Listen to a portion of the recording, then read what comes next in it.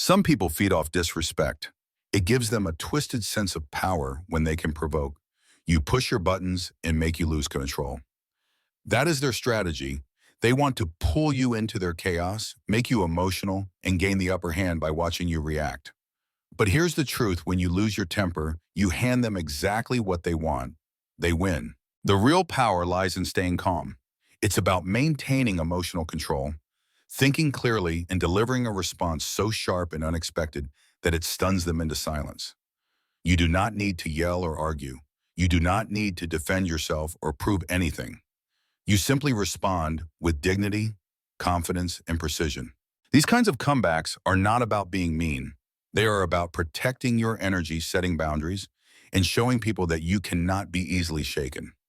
When you respond without anger, but with absolute clarity, it sends a clear message: you are not someone to mess with. Mastering this kind of composure turns the tables.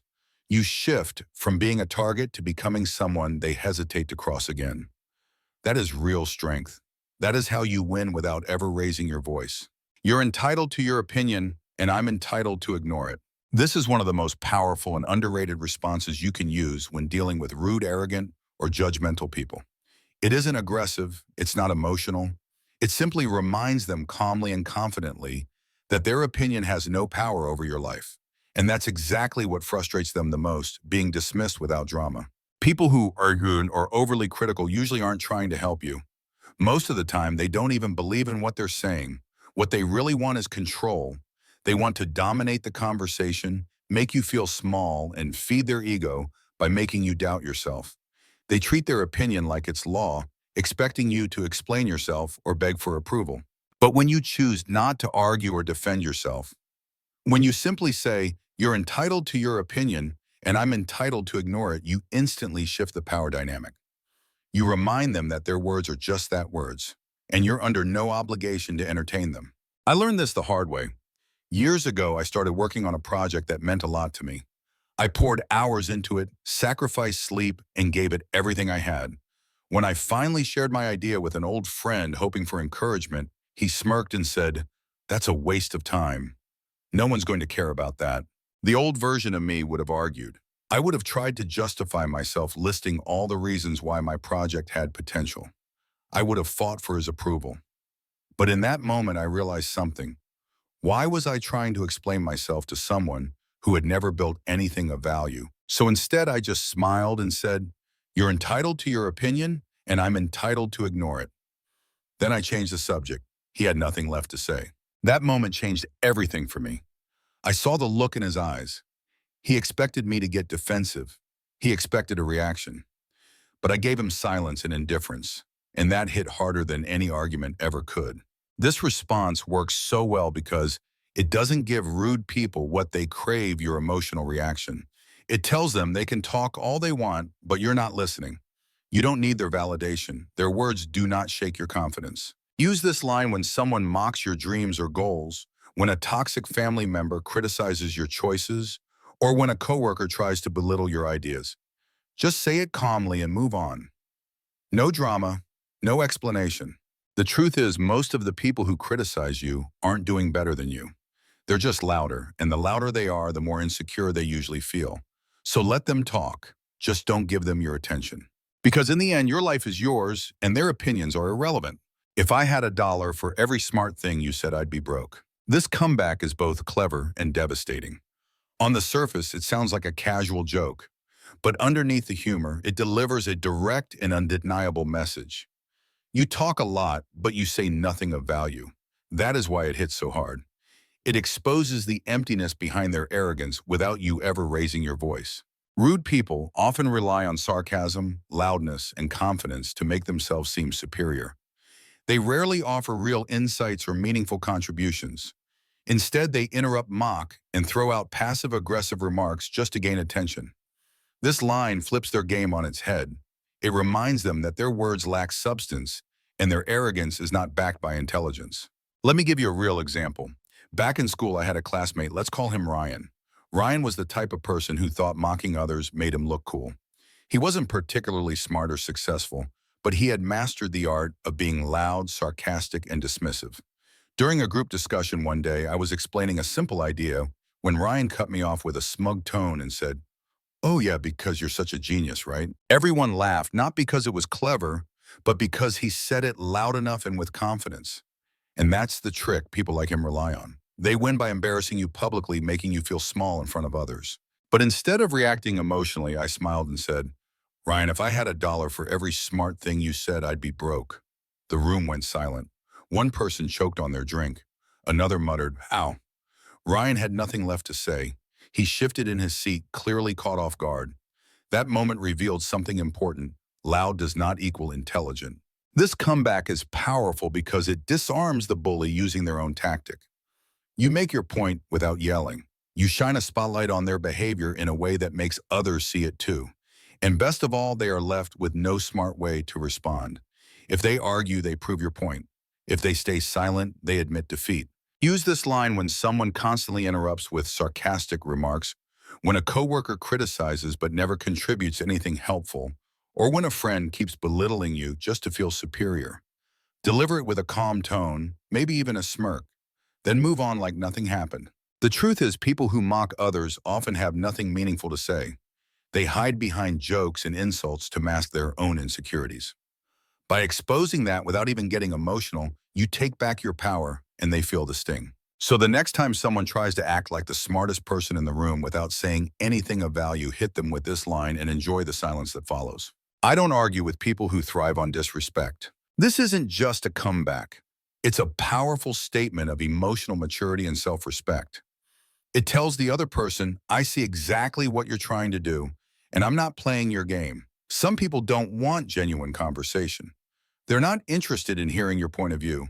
They just want to belittle you, provoke a reaction, and feel superior while doing it. There are people out there who feed off conflict. They do not debate to learn or grow. They interrupt, mock, and twist your words to get under your skin. You could say something as simple as, I like tea over coffee, and they'll treat it like a personal insult. These are the same people who say things like, I'm just brutally honest, when really they're just rude and lack self-awareness. Trying to argue with someone like that is a waste of energy. You'll never get a fair discussion. You'll only get baited into a fight that leaves you feeling drained. That's why this line is so effective. It shuts them down without you ever raising your voice or giving them the reaction they want. Let me share a real-life moment. I once worked with someone named Jake. Jake wasn't just opinionated, he made it his mission to undermine people in every meeting. He'd talk over others, shoot down ideas without offering better ones, and make snide comments just to make people feel small. One day I offered a suggestion during a team discussion. It wasn't anything groundbreaking, just a small improvement to a process. Before I could even finish, Jake rolled his eyes and said, "Yeah, because you're such an expert, right?" His tone was dismissive, sarcastic, and clearly meant to embarrass me. A few years ago, I might have taken the bait. I would have argued, defended myself, maybe even lost my temper. But I had learned my lesson. So I leaned back, looked him in the eye, and calmly said, I don't argue with people who thrive on disrespect. Then I stayed silent. The room went quiet. Jake had no comeback. If he kept talking, he'd only prove me right. If he backed down, he'd look weak. Either way, the power shifted. And the best part, he never disrespected me again. This line works because it doesn't insult the person it describes them. It holds up a mirror without engaging in their behavior. And that's what hurts the most. People who thrive on disrespect want to feel powerful by controlling your emotions. When you stay calm and deny them that control, they lose their grip. Use this line when someone tries to provoke you, especially if they have done it repeatedly. Whether it's a toxic coworker, a condescending friend, or even a family member who constantly crosses the line, draw your boundary and protect your peace. Because at the end of the day, not every battle is worth fighting, and not every person is worth your energy. Your attitude isn't going to get you very far in life. This line isn't just a comeback, it's a reality check. It hits people where it hurts their future. Rude and disrespectful individuals often walk around thinking that arrogance is strength, that sarcasm is clever, and that treating people poorly gives them power. But in truth, that kind of attitude leads nowhere. Eventually, it catches up with them. People who thrive on negativity believe they're winning when they talk down to others. They think being loud or dismissive makes them look confident, but there's a big difference between confidence and arrogance, and life eventually reveals that difference. Here's what many don't realize. No one wants to be around someone who makes others feel small. No boss wants to promote a person who cannot work as part of a team. No partner wants to build a life with someone who constantly tears people down. And no friend wants to stay close to someone who turns every conversation into a contest. So when you say your attitude isn't going to get you very far in life, you are not insulting them. You are exposing a truth they may not be ready to face.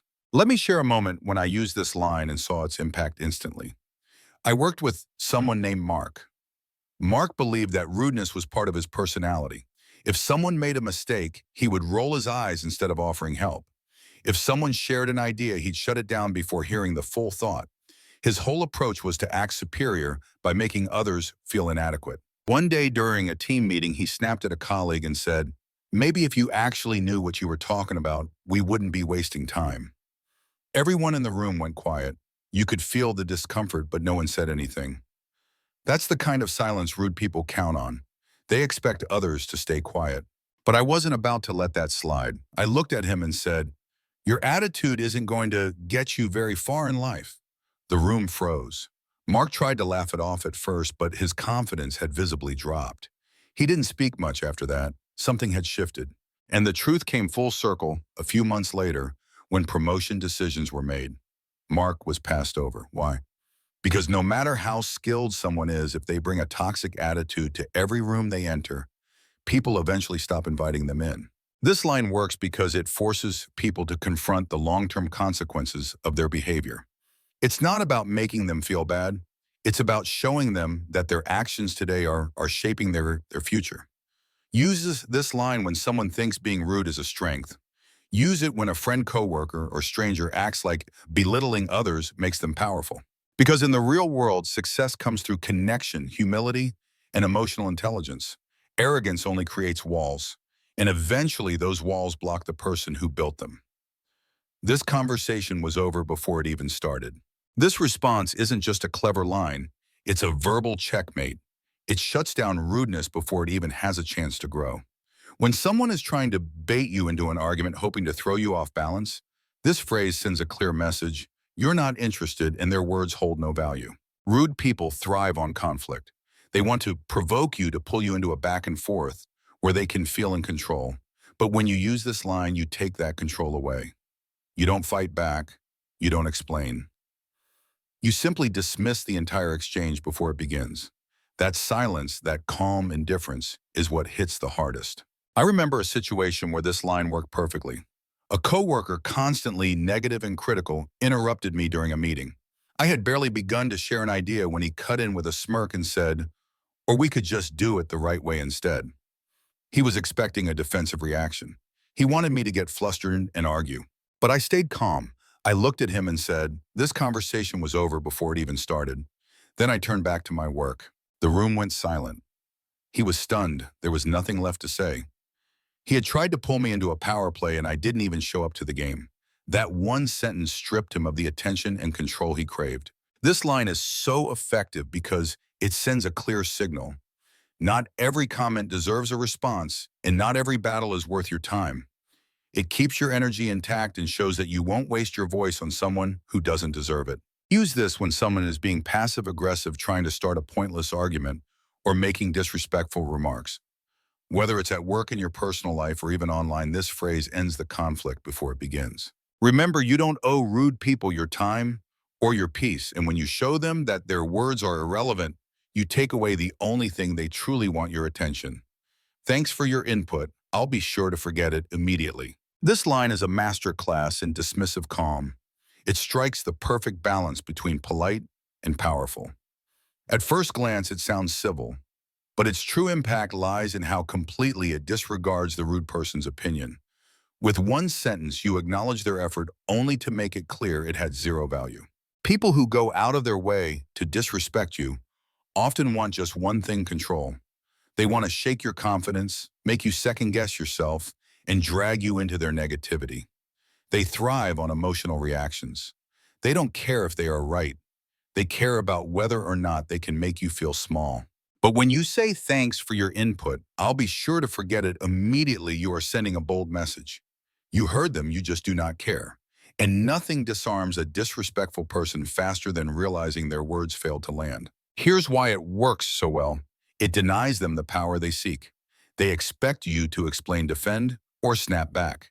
Instead, you give them casual indifference. You make their insult feel like background noise, something not even worth remembering. That kind of dismissal stings more than any argument ever could. Let me give you a real-life example. A coworker I'll call Darren had a habit of criticizing everything. He wasn't offering solutions. He just liked being critical. One day in a meeting, I suggested a new idea. Darren smirked and said, "That's an interesting take, but maybe leave the real suggestions to people who know what they're doing."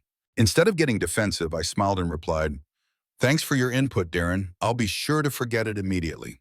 Then I continued with the meeting like his comment had no impact. The reaction in the room was instant. People chuckled. Darren looked uncomfortable. He had expected a confrontation, but instead he was publicly dismissed without emotion. That moment shifted the dynamic. He didn't try it again. This line is great for toxic work environments, rude relatives, condescending friends, or even online trolls. When someone makes a snide comment about your career, your choices, or your life, you don't need to explain yourself. Just drop the line and move on. It's especially effective when you stay calm and keep your tone light.